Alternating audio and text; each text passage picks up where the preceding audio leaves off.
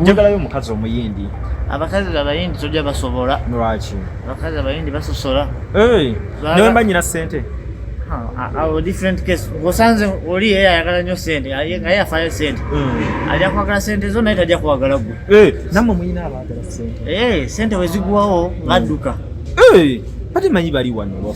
Buli wamu, buli nsi, bakazi, that gender, fear that gender, ladies. Ladies remain ladies, oba muki oba muki. Kizito njagala ofuna omukazi omuganda. Agala nfune omukazi muganda?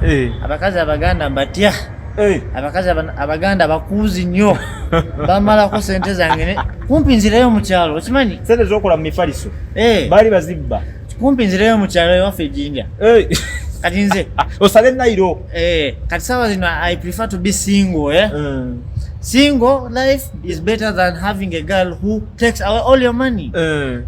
So that you can save your money. Save your money, enjoy your money wisely. Ono mukazi agenda kujja aliye ssente zo adduke. In future go osigale awo oli stranded.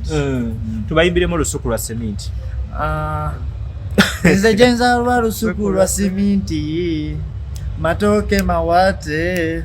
Siri asikari naenja kukuma.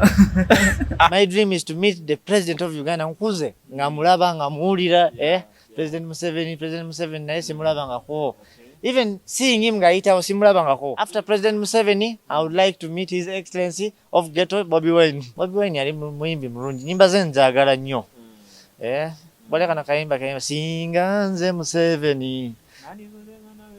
Ezo zonna nyimba za I am this bad man from Kamocha. Nkuze ngamanyi mpuliza nyimba ze. Is a good musician. Manyi nyimba nyingi olulala.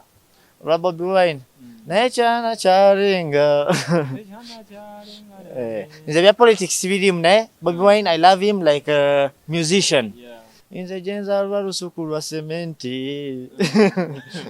Matoke mawate.